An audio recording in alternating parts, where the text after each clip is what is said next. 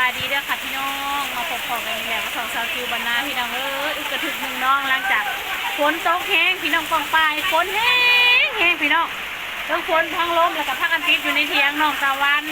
น้องนาเดียน้องฟ้าใสเต็มอยู่นี่เบิดเลยพี่น้องไอ้ฝนแห้งเมื่อบ่ได้เพราะแม่แก้วเพิ่นบ้านลกมาคืนนี้รับจ้างเขาควรแล้วก็พอดีฝนตกแห้งพี่น้องหลังนั่นขึ้นมาบัดนี้พี่น้องโอ้ยตกแห้งเอาเรียนรอไปเก็บมองๆในแม่น้องฟ้าตอนนี้ก็เอื้อนแน่แล้วค่ะพี่น้องเฮ้ยฝนสักกระดอกกระเดียเลยลายเกี่ยวหมดพี่โรดแนทโบกเลยแม่ฝนแน่ผลโผล่ป้าในรอบของปีนี่นะพี่น้องห้ากระแห้งมือนี่ละฝนนะคะถ่ายนั่นนี่นะขาวงามอยู่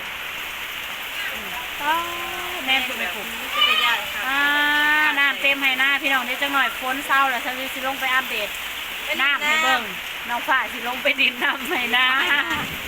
ว้าวพี่น้องต้นแห้งเลยละโลโปโก้หมกม่วงหล่นเต็มอยู่ในกลัวเขาไม่ยานาค่ะเก็บหมกม่วงพี่น้องกินหมกม่วงหยัดหัวกับขาวแซ่บชุบหิวขาวจะฟังประกันหิวขาวพี่น้องฝนตกมาหิวขาวแซวเล็กน้อยกะประกันหิวขาวพี่น้องตอนนี้กันยังฟ้าห้องอยู่น้อยหนึ่งแต่ว่าเลื่อนโถมพักในแห่งที่เก่าเลื่อนโถมนะพักในแห่งที่เก่าน้ำเข่าบ่ได้พี่น้องเอ้ยสิเดฮดพักคือเก่าได้นะฝนตกซ้ำนี่สิเดฮดพักคือเก่าด้วยค่ะพี่น้องค่ะโอเคเราจะมาสจิวไปถ่ายบรรยากาศหลังฝนตกให้เบิ่งนะคะพี่น้องป้าลุงมาห้ามติดฝนบะติดฝนบะคุยาก่อนคุยาก่อนคุยาดูคุยาในใดยังห้องเพิ่มอยู่พี่น้องเอ้ยปัดให้นะฮะผู้เด็กๆกะสบายดีป้าลุงไว้เด็กๆกะติดฝนนี่ยังบ่ได้อาบน้ำจะคนยาน้องฟ้ากะติดฝนพาปีนมาเนาะน้องฟ้าก็ติดฝนไม่ยังแก้เปียกมันหยอดอยู่กะลางนี่ยังแก้วคนมาหับจ้างก้นมาคือดินเถาควนเปียกมันหยอดพี่น้องคุณอ่ะตอนมันแห้งนะเนี่ยไปเที่ยงน้องฟ้าน่ะบ่ได้เห็นยังไงมันมืดขาวเลยอีน้องเมฆก็ยังบ่ได้เมื่อผู้อยู่เที่ยงนา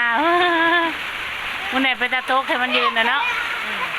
น้องเมฆก็ยังรอความมันสูงขึ้นเอามันจะปีนลงเลย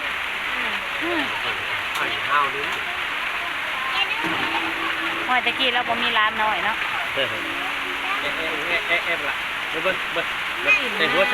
ละเมื่อเล่นน้ำรัวไปเย็นเทปไปเด็บเบื่อมึงนี่ไปเทปแม่เศษข้อแห้งเบื่อเด้อเศษเด้อพี่น้องเบิ่งเด็กๆเบิ่งนี่เปียกเบิ่งเลยนี่สภาพโอ้กระบี่ก็ยังบ่ได้มือเปียกเบิ่งเลย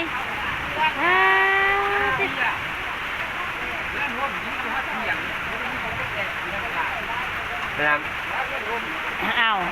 เพื่อนผมเหมือนเนาะโบซุ่มเลยมันบ่พักหงาก็ได้แหงคือเก่าเพื่อนผมแหงคือเก่าปลาลุงเนี่ยเด็กๆตะวันปิดมาดูน้องตะวันสบายดีปลาลุงดูน้องตะวัน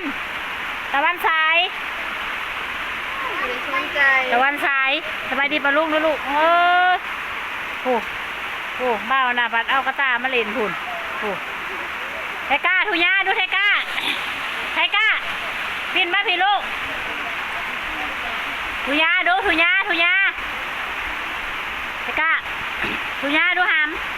เอามึงก็เปียกเอาหัวบอกไทก้าคือเปียกไม่เอาน้ำใช่น้องมันบอกโอ้หัวพี่น้องเอ้ยบังเดี๋ยวพากันเล่นน้ำเอาน้ำที่หัวกันนานๆมันจะบดสบาย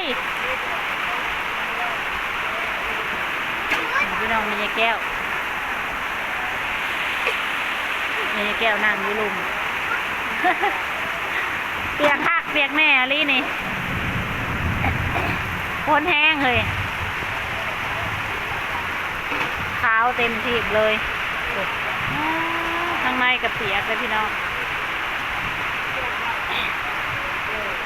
เบิ่งดูว่างามที่พาปลาลุงเขาไปเบิ่งข้างในนี่บนนอนได้หื้อนี่พี่น้องเสื้อผ้าเช้าจิ้วแขนนี่เปียกบนเลยนี่เปียกเบิดทนผ้าต้องหอมบัวเช้าจิ้วแขนนี่ก็เปียกเบิดพี่น้องเทนอะไรบัดนี้มือที่ได้ออกไปตากแดดนี่เปียกเบิดนี่เสื้อผ้านี่เสื้อผ้าเช้าจิ้วอยู่นี่เปียกเบิดเลยฝนมันสาดเข้ามานะพี่น้องนี่ อันนี้เป็นบ่อนนอนเจ้าจิ้วหือคือมันเปียกเบิดพี่น้องพ้นสารตอนนี้นี่นะว้าไฟดับมันใหม่เห็นยังลูกฮะเห็นยังไฟดับ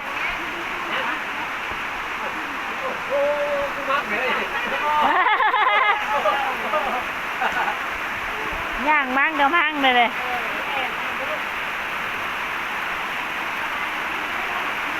ย่างมาให้กาแฟดูฮัมเดี๋ยวเอ้ย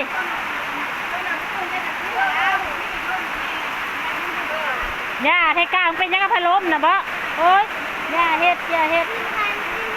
กูไปเล่นในตะวันผูเลยเล่นในตะวันไปผู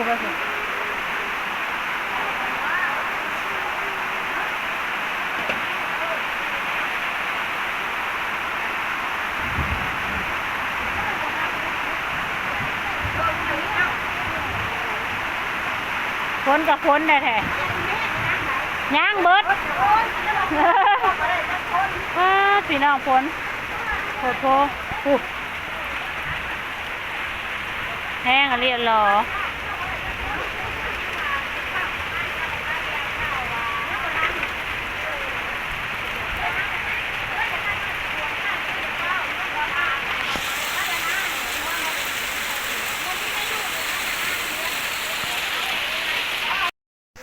กำลังหนึ่งเขาไฟดับเอ้ยบอกว่าที่สิบมาบนคืนไฟน่ะ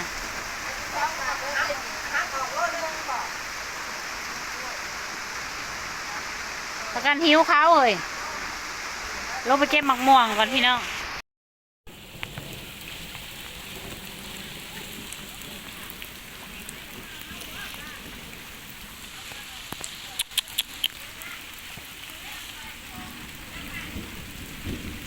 ข้าวจันท่าน้ำนะ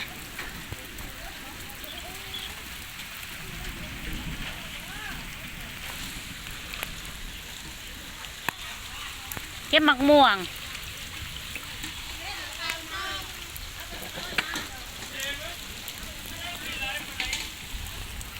โอ้อยู่ผู้ลายพระกกไม่ยาหน้าผู้ลายน่ะมือตื้อน้องกันใหม่กินยังกินมาเลยลูกโอ้น้องข้าวฟ้าเลยตัวใหญ่นางส้มนางฝนยังโมเศร้าไดพี่น้องเอ้ยเงียบเบิ่เลยเมื่อเบิ่เลยพี่น้องแม่ยายกอกแม่ยายแก้วน้องฟ้าใสน้องตะวันน้องนาเบียเมื่อเบิ่แล้วที่น้องวันใหม่กินข้าวกันยังลูกน้องวันใหม่กินทอดหมูน้องไทก้ารับเด้น้องไทก้ารับเรียบร้อยพี่น้องฝนยังบ่ได้เศร้าเลยปะลุงโอ้บรรยากาศมืดเลยว่าพ่อใหญ่จะเบิ่งนี่เคยพอ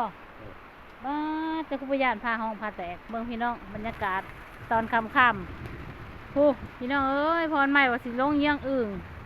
ไฟผัดดับยังมาเลยพี่น้องแล้วโคมจะสิได้ซ้ำไหนเด้อไฟโคมนะพี่น้องเบิ่งไฟเบิ่งน้ำพี่น้องโอเคแล้วพี่น้องจะให้เบิ่งซ้ำนิสกอนเด้อพี่น้องฝนกับแบบปีนี้ตกแห้งที่สุดเมื่อนี้ฝนตกแห้งที่สุดเมื่อนี้พี่น้องเอ้ยโอเคล่ะสติวไทยเบิ่งสนิทสกอนเด้อพี่น้องพาห้องหึมๆนะคะฝากกดไลค์กดแชร์กดติดตามให้ในเด้อพี่น้องเด้อ